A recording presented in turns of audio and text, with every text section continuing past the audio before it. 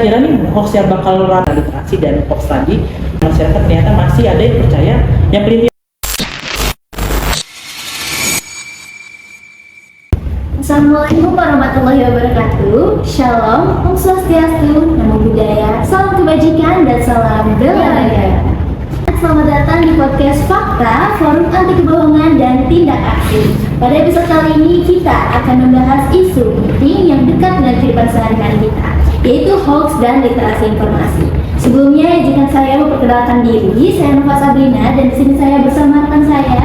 Halo, saya Aulia Putri Maharani dan kami berdua akan memandu jalannya podcast dari awal hingga akhir nanti. Cuman nggak kami berdua ya Kak Nova, kami juga ada kakak penanggap nih yang Jatinegara banget. Ada Kak Gisha, ada Kak Zelva, dan juga ada Kak Ataya. Oke, pada kesempatan kali ini kami akan melakukan wawancara dengan tema yang kami angkat, yaitu kontribusi organisasi masyarakat sipil. Di sini kami menganalisis mengenai kontribusi organisasi masyarakat sipil Mafindo atau Masyarakat Anti Fitnah Indonesia dalam menumpas hoax di Indonesia.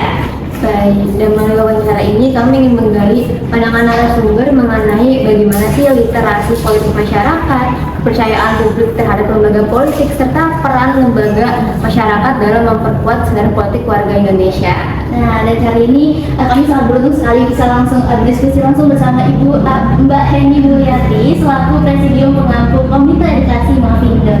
Nah, Mafindo atau Masyarakat Anti Fitnah Indonesia ini merupakan organisasi independen yang berfokus pada edukasi literasi digital serta upaya pencegahan hoax di Indonesia. Nah, Mafindo ini membantu untuk masyarakat agar tidak mudah tertipu hoax yang beredar melalui edukasi dan program-program anti hoaxnya. Wow, menurut aku bener banget kata Nova tadi, Mafindo ini sangat penting ya, apalagi di era informasi yang udah sangat masif, sangat cepat. Pastinya sedikit banyaknya kan peran Mafindo ini terasa, terutama dalam hal-hal membantu masyarakat dalam memahami informasi dengan lebih kritis. Oke, Aulia langsung aja nih tanpa berlama-lama. Selamat siang Ibu Mbak Heni. Terima teman-teman semua, edit ya, editor ya, Mbak. Apa kabar? Baik teman-teman semua, sehat selalu di sini ya. Alhamdulillah, semoga Mbak Heni selalu sehat.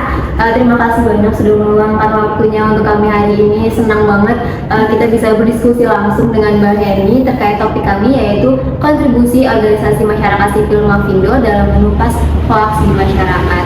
Nah, kalau Mbak berkenan, kami langsung ke pertanyaan ya Mbak? Boleh silakan. Oke. Ya, baik Mbak Heni, aku izin ngasih pertanyaan pertama nih. Nah, Mbak, kalau kita lihat kan kondisi ruang digital di Indonesia sekarang kan literasi digital masyarakatnya masih cukup beragam ya tingkatannya. Nah, dari sudut pandang Mafindo sendiri, gimana sih Ibu melihat hubungan antara rendahnya literasi digital ini dengan maraknya hoax, khususnya berkaitan dengan isu sosial dan politik?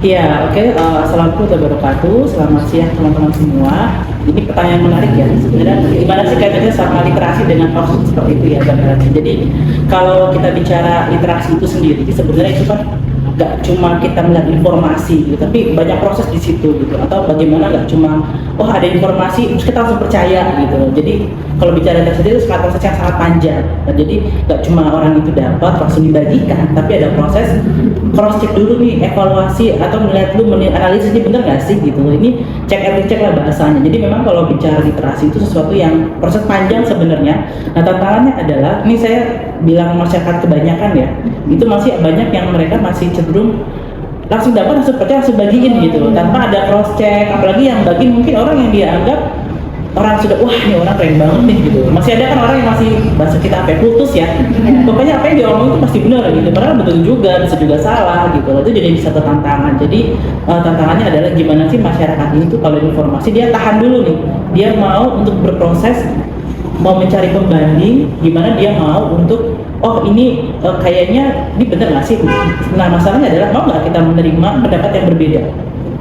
Cuma tantangannya adalah masih ada juga orang yang dia mencari informasi tapi ternyata pendapat dia gitu, bukan untuk yang mencari kebenaran. Itu kan jadi susah ya, akhirnya dia terjebak lagi, akhirnya dia ya menyebarkan informasi yang hoax tadi atau tidak valid. Jadi saya pikir hubungannya sangat erat ya kalau kita bicara literasi dan hoax tadi. Ya ini kalau bicara prosesnya, harapannya adalah gimana sih masyarakat itu dia nggak langsung ngebagiin gitu loh. Literasinya semakin ditingkatin, ada informasi nggak langsung disebar, atau di grup aplikasi percakapan misalnya gimana mereka nggak langsung dapat dari grup sumber langsung bagi ke tanpa sumber, itu jadi kebiasaan juga ya, atau di grup lain lah atau grup keluarga gitu. Jadi saya pikir itu menjadi hal yang menantang juga karena situasi kita yang seperti ini beragam, sementara teknologi cepet banget nih, belum lagi ada AI sekarang, catatan artifisial, wah tuh makin meramaikan dunia digitalan gitu, kira-kira kayak gitu. Oke, berarti ya memang penting untuk kita cross check terlebih dahulu, check and balance dulu gini gimana, bener nggak sih info kayak gini, berita ini bener atau enggak. Oke, lanjut ke pertanyaan berikutnya ya Mbak, sesuai namanya Mafindo atau Masyarakat Anti Fitnah Indonesia. Ini kan pasti punya program-program untuk menanggulangi fitnah atau hoax di masyarakat. Nah, kami pengen tahu nih Mbak mengenai program tersebut, apa sih yang bisa Mafindo lakukan untuk menanggulangi hoax-hoax yang ada gitu di sekitar kita?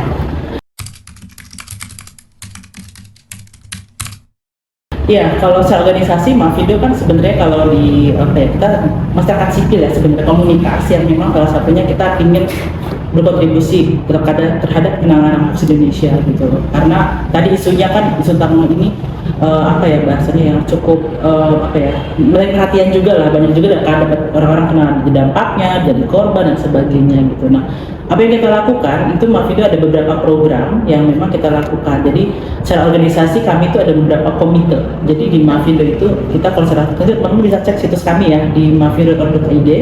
Itu kita ada 4 komite di situ, termasuk juga pengembangan wilayah gitu. Jadi misalnya untuk komite yang pertama ada komite edukasi. Jadi memang arahnya kita mengedukasi ke masyarakat luas ya. Jadi di situ lebih ke arah pengembangan materi, ada juga tentang gimana kita mengedukasi masyarakat yang lebih luas gitu. Karena sekarang kita ada di 44 kota di Indonesia dan lebih dari 1.000 relawan kurang lebih ya. Jadi tersebar. Mungkin teman-teman di sini sepi ya, tapi dia di sana cukup ramai lah berkumpulin gitu. Banyak ya. Itu satu. Terus yang kedua dari komite kita ada yang namanya komite penelitian dan pengembangan. Kebetulan di sini di ruangan ini sudah ada ketua komitenya, di ujung sana ada Bapak ya. Dia nggak masuk ya, tapi saya sebut aja nggak apa-apa. Bapak ya ini ketua komite Litbang penelitian dan pengembangan. Dia satu fokusnya adalah mengembangkan riset penelitian, dan ini kita biasa relawan-relawan yang punya passion di dunia penelitian, termasuk teman-teman dosen gitu. Jadi di sini tempatnya. Jadi bisa juga membuka peluang teman-teman yang tertarik dan di luar Mafindo, kita mau kolaborasi penelitian, nah bisa komite ini, salah satu kayak gitu.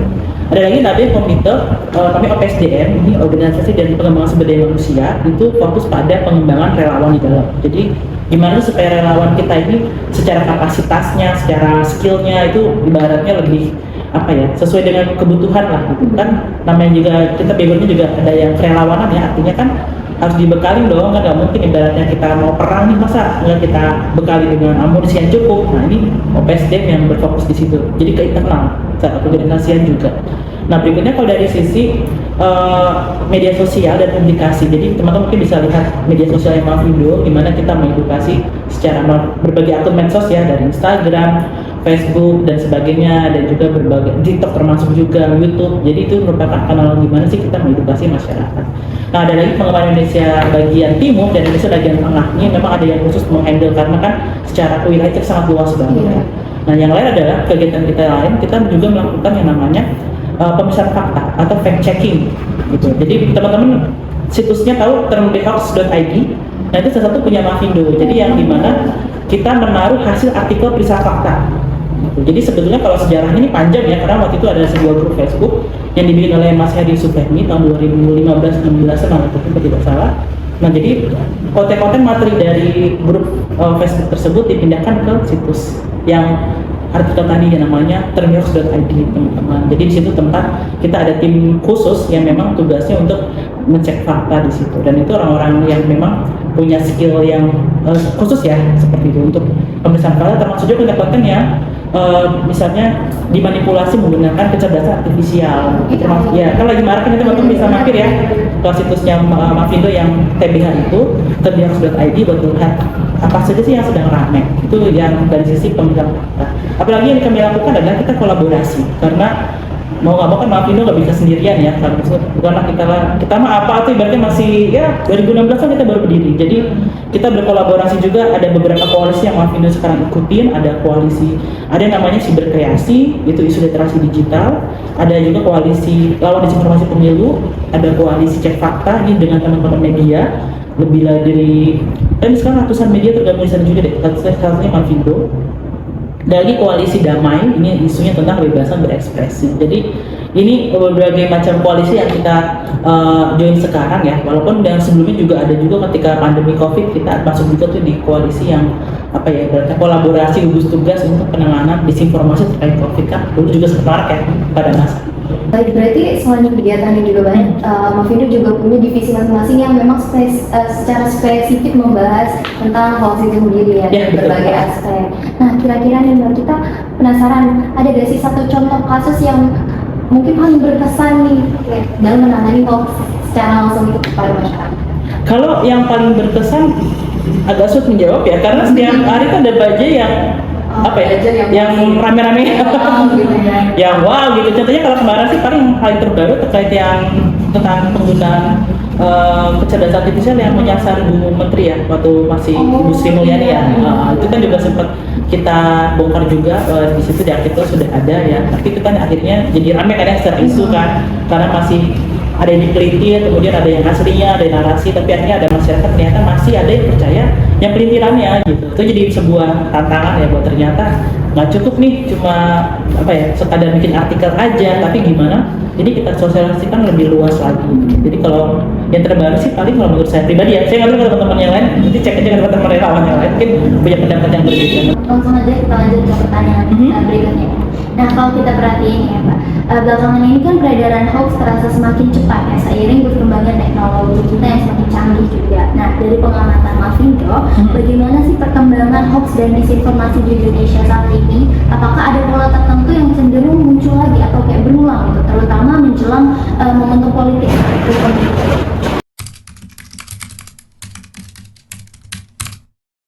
Iya, kalau bicara polanya sendiri, kalau yang kita bisa lihat dari hasil litbang kemarin memetakan, memang ada momen tertentu ya, yang mana tuh ketika ada situasi apa tuh dia hoaxnya akan lebih tinggi.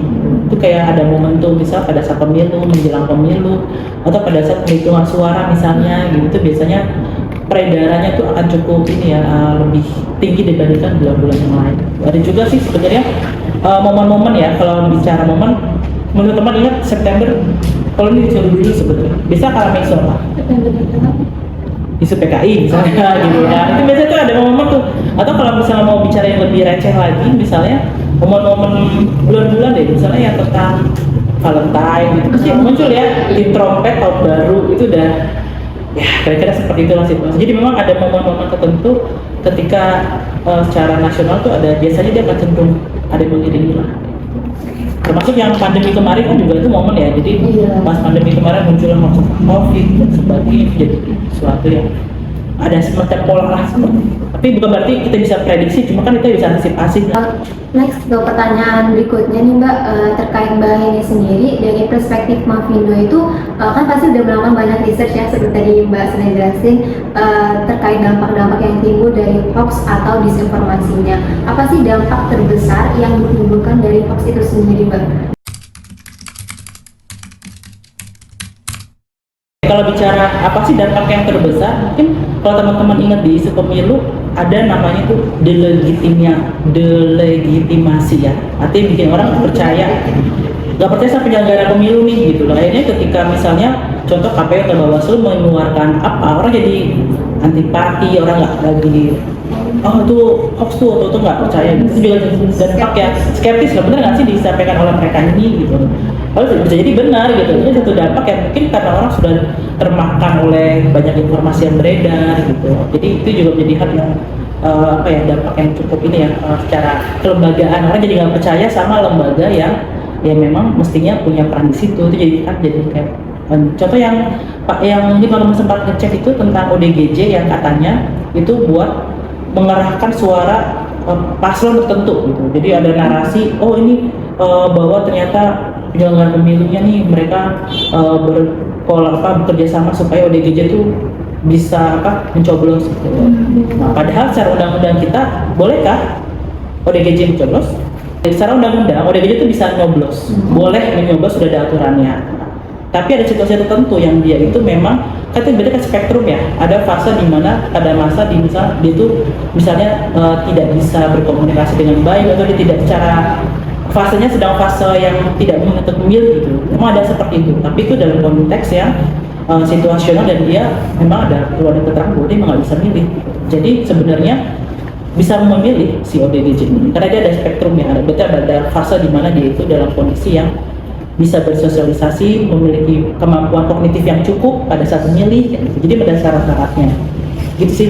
Contohnya itu sih kasusnya yang sempat ramai juga gitu, terkait dengan gimana dampaknya ini bisa membuat orang nggak percaya sama lembaga kredibel. Itu jadi sebuah tantangan. Ibu, sekarang mungkin aku akan membahas lebih ke anak mudanya, generasi muda gitu. Kan kalau kita lihat sekarang kan anak-anak muda, generasi muda ini kan aktif banget ya di sosial media, bisa 24/7 buka handphone, scroll sosial media 25 jam malah. 25 jam ya. Terus pasti kan berita-berita atau informasi-informasi itu kan selalu lewat, selalu ada di media sosial atau di timeline-nya mereka gitu loh.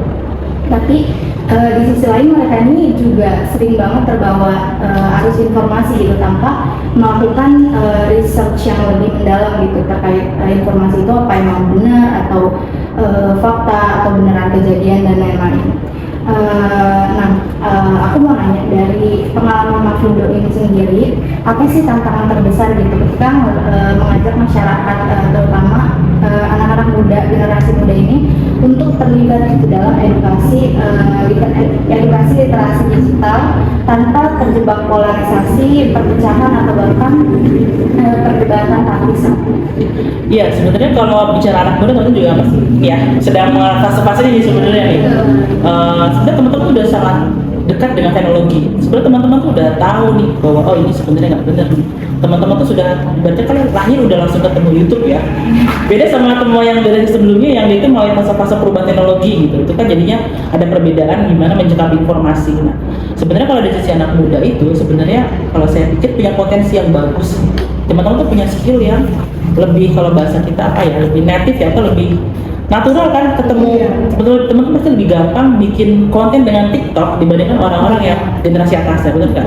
Lebih gampang banget bikin reels yang sangat ajeb-ajeb gitu, sementara yang ini kan harus belajar lagi gitu. Nah, ini sebenarnya kelebihan dari teman-teman sendiri. Nah, tantangannya adalah teman-teman bisa nggak sih misalnya mengajak memberitahukan kepada orang yang lain tentang skill tersebut. Misalnya contoh ini di grup WhatsApp keluarga atau percakapan aplikasi keluarga misalnya, ada keluarga yang nyebarin hoax misalnya. Sekarang anak mudanya nih berani nggak bersuara? Iya, paling dia juga merasa kayak aduh takut malah Takut dia apa sih juga anak kecil mungkin ya, atau nanti cerita ada ke keluarga dan sebagainya gitu. Nah sekarang tantangannya kita ajak nih anak muda yang tadinya mungkin misalnya dia cuek atau acuh gitu, sekarang jadi lebih aware gitu, mau berani untuk speak up misalnya, kasih tahu misalnya gitu. Karena kan mungkin ada juga anak muda yang ya nggak semua ya, mungkin akhirnya di live group misalnya. Padahal kan kalau di live group kan juga akhirnya tuh informasi yang nggak bener beredar lah dengan merajalela kan, nggak ada yang kontrol gitu kan. Nah jadi kalau bicara anak muda, saya pikir perannya sekarang ya udah yuk kita bantu mengedukasi yang orang-orang yang perlu diedukasi gitu, dengan caranya, dengan pendekatan yang baik, dengan apa sih sebenarnya yang apa ya, lebih senior sebenarnya mau kok menerima masukan teman-teman gitu ya, tapi dengan tadi pendekatan yang gayanya orang tua gitu mungkin akan lebih ini ya, tinggal cari cara aja sebenarnya kalau saya pikir. Menarik banget ya Ibu, berarti emang bener banyak dinamika apalagi menyangkut anak muda gitu kan, apalagi pola informasi yang mereka tangkap ini kan cepat gitu kan. Terus kalau melihat tantangan-tantangan yang udah Mbak kasih tahu tadi, apa Mafindo ini apakah punya strategi khusus yang sudah terbukti efektif gitu untuk mendekati anak muda ini? Apalagi kan yang kita tahu anak muda ini kan cenderung skeptis ya, apalagi menyangkut isu-isu politik gitu loh. Jadi apa ada pendekatan khusus yang dilakukan oleh Mafindo, mungkin kayak melalui konten kreatif atau kolaborasi komunitas atau pendekatan yang lebih terakhir?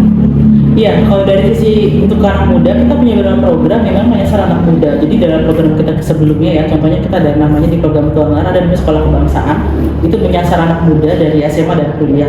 Ada juga program waktu itu kita menyasar pemilih pemula, ini waktu di program kita yang sebelumnya untuk program media, waktu itu disupport dari teman-teman Internet dan BSF, itu kita ke kampus dan anak sekolah SMA gitu. Jadi memang kita waktu itu menarget mereka yang mau pemilih pemula, karena waktu itu kan proses pemilu ya gitu. Jadi itu dari sisi yang by program. Nah kalau di organisasi sendiri kita tadi ya benar sih kolaborasi dengan organisasi anak muda gitu kan. Atau juga kita melakukan misalnya ngajak deh relawan yang masih muda untuk lebih banyak bikin konten-konten. Kan teman-teman nanti lihat IG-nya Mafindo sudah mulai muncul tuh relawan yang muda ya yang memang dia punya passion di konten kreator gitu kan, supaya nanti harapannya engagement kita makin tinggi sih harapannya, makin banyak orang yang mau apa ya, yang mau reach lah dari program edukasi ini. Nah, oke. Sekarang lanjut ke pertanyaan selanjutnya. Kalau kita lihat kan isu hoax itu kan memang cenderung baru ramai itu kalau dibahas ketika sedang viral. Sedang viral-viralnya baru ramai itu dibahas sama orang.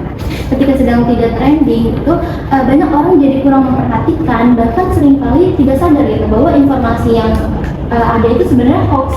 Nah, dalam situasi seperti ini, bagaimana Mafindo menjaga agar partisipasi dan kepedulian publik tetap konsisten meskipun isu yang diangkat itu tidak populer, terasa asing atau dianggap berat oleh masyarakat? Oke, sebenarnya kalau bicara hoax itu ada dua ini ya, ibaratnya situasi gitu. Ada yang namanya kita nyebutnya istilahnya buat teman-teman baru mendengar ya. Pada istilah debunking, pre-banking, baru dengar kali ini ya. Oke, saya cerita dulu karena ada kaitan sama pertanyaan itu. Jadi ada namanya debunking itu adalah ketika hoaxnya muncul terus kita counter, kita kasih faktanya, itu namanya debunk. Debunk itu ngebongkar. Dalam bahasa Inggris lah itu debunk, itu dibongkar. Jadi hoaxnya muncul kita bongkar. Ada lagi namanya pre-banking.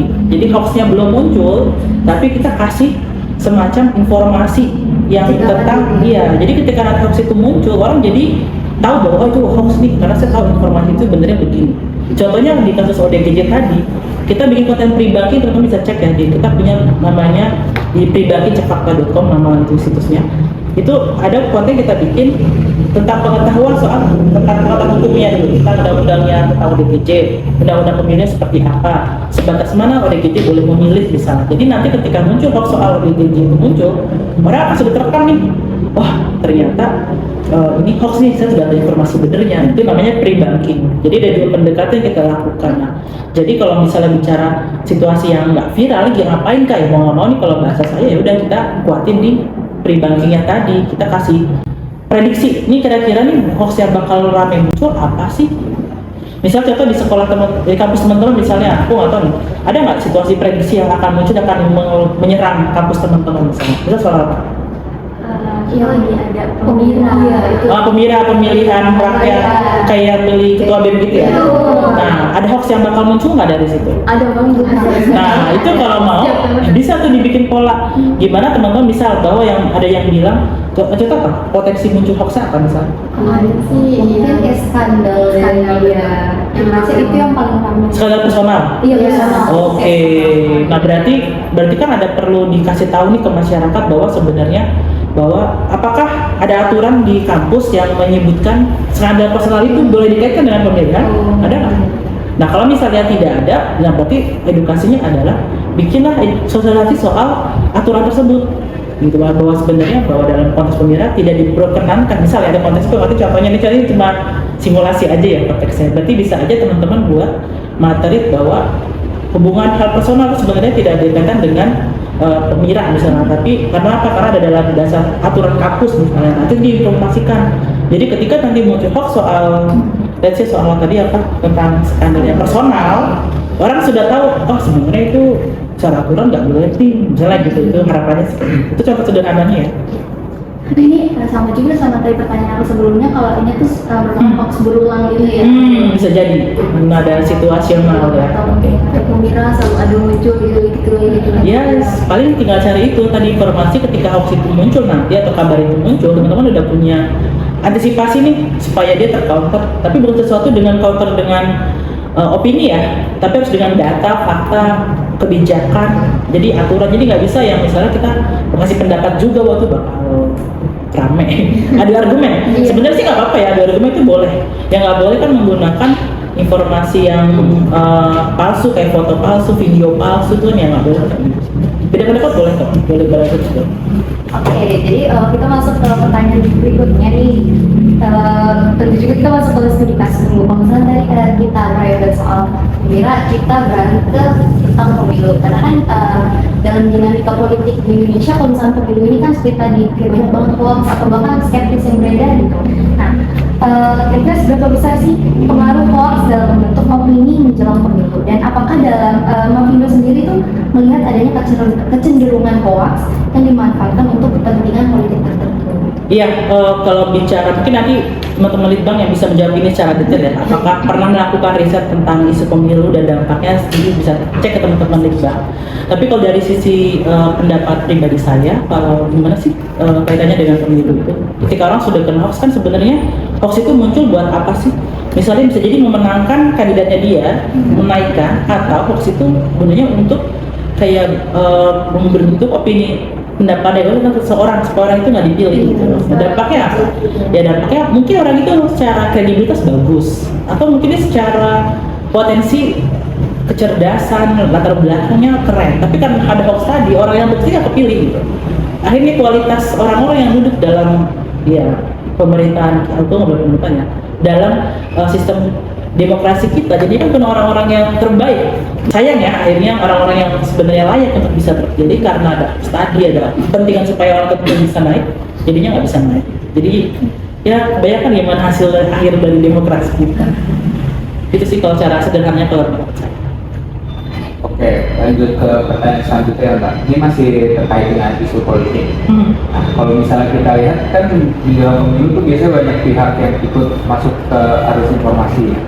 Nah, termasuk mencoba memanfaatkan hoax untuk kepentingan tertentu. Nah, dalam hal seperti ini tuh bagaimana Mavindo memetakan aktor-aktor yang berpotensi memproduksi atau menyebarkan hoax demi keuntungan elektoral. Lalu sejauh mana Mavindo bisa merespon atau mengedukasi publik soal fenomena ini tanpa kemudian dianggap berpihak pada kelompok politik tertentu? Ya ini juga sebuah tantangan ya. Gini, jadi mungkin kalau teman-teman dulu ingat pada masa pemilih itu masih dua ya, polarisasi berasa banget. Jadi kubu A, kubu B gitu loh. Jadi ya sempat lah ada satu momen orang yang melihat, wah Mavindo pro ini nih, terus sementara Mavindo pro ini nih. Sebenarnya kami itu nggak di mana-mana gitu. Jadi artinya konteksnya independen gitu loh. Kalau teman-teman nanti lihat di profil kami adalah kami independen, kami netral, tidak berperbedaan politik manapun. Hoax dari mana ya itu kan kami bongkar gitu loh. Jadi itu yang bisa teman-teman ketahui juga. Nah terus kalau bicara tentang apa sih aktor-aktornya, ya sebenarnya gini konsepnya. Selama prinsipnya kan dalam penulisan fakta itu kalau standarnya kita fokus pada mana sih yang pelintir gitu. Apakah dia ke gambarnya, apakah pada videonya, atau kepada data-data yang sebenarnya itu tidak akurat. Kami fokus di situ. Kami tidak ibaratnya melakukan pemeriksaan terhadap opini. Misalnya saya menilai sesuatu itu bagus, orangnya bilang jelek, ya udah sih nggak apa-apa gitu loh, itu boleh aja beda pendapat. Tapi yang nggak boleh apa? Dia menggunakan misal foto yang salah, videonya, bisa dibilang nih tahunnya kejadian tahun ini padahal tahun lalu, atau ada kejadian negaranya di Indonesia pada negara lain yang terjadinya. Itu yang kita bongkar intinya. Fakta-fakta itu tentang itu, jadi bukan kepada pendapatnya. Itu yang menjadi poin penting. Jadi kalau dari sisi kami sih ya kita fokus di situ. Karena kalau kita ngomongin ramainya yang beredar, tapi kita misalnya lebih ke tadi opini yang kita fokus, wah itu nggak kelar-kelar. Berarti bantah lagi, udah nggak kelar ya itu. Itu sih kira-kira fokusnya dari Bang Bedut. Baik. Oke, ini jadi pertanyaan terakhir juga kami ajukan kepada Mbak Eni. Kalau memahami bagaimana sih literasi politik memengaruhi kerentanan masyarakat terhadap informasi serta berbagai upaya dilakukan Mavindo untuk memperkuat pemahaman publik secara netral. Kemudian menarik melihat bagaimana sih ekosistem yang lebih luas dalam bekerja. kalau saya ingin beralih pada aspek kolaborasi dan respon negara nih, gimana sih organisasi Mafindo ini menilai efektivitas penanganan hoaks politik lembaga pemerintah, terutama di masa kampanye gitu, kita balik ke masa pemilu gitu kan. Apakah kolaborasi antara organisasi masyarakat sipil dan negara udah berjalan baik, atau justru sebagainya ada tumpang tindih atau mungkin ada kecacatan gitu? Ya, sebenarnya sih kalau sejauh ini kita melihat kolaborasi sebagai hal yang penting ya gitu. Makanya kemarin pada saat masa pemilu ini kita berkolaborasi juga dengan KPU dengan Bawaslu. Kita sama-sama nih saling berkolaborasi bersama. Makanya kita ada koalisi lawan disinformasi pemilu. Di situ di dalamnya ada Cuma Mafindo, ada Perludem di situ, ada juga organisasi lain. Ya memang kita punya konsep dan pemilu dan juga isu-isu lain gitu. Jadi karena kami melihat tadi juga karena ini isu yang nggak bisa ditangani sendirian, mau ngomong harus bekerja sama gitu. Tinggal nanti perannya bagian mana nih, misalnya nanti Bawaslu bagian ini, KPU bagian ini, Perludem bagian ini, Mafindo bagian ini. Jadi kita punya area yang ibaratnya potongan pizza ya, itu kayak porsi masing-masing, tapi kalau satu kesatuan gitu, sih kayak gitu. Oke, terima kasih Mbak Heni. Sama-sama teman-teman, terima kasih sudah hadir ya di sini ya. Tidak terasa kita sudah berada di penghujung wawancara kali ini. Tadi kita udah banyak berbincang gitu ya, dapat pengetahuan juga gimana sih peran Mafindo sebagai organisasi masyarakat sipil dalam memerangi hoax politik. Tentunya semoga diskusi ini nggak hanya menambah wawasan, tapi juga mendorong kita nih untuk lebih kritis dan bijak dalam menyikapi informasi.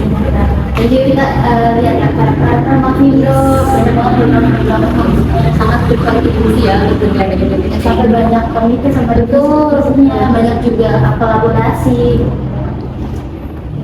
Karena kami tinggal. Sekali lagi terima kasih Bu Hen. Terima kasih sama teman-teman ya. Sampai jumpa lagi. Oke, thank you. Oke, sukses terus buat Mafindo. Sama-sama. Oke, sekian teman-teman, terima kasih sudah menonton. Wassalamualaikum warahmatullahi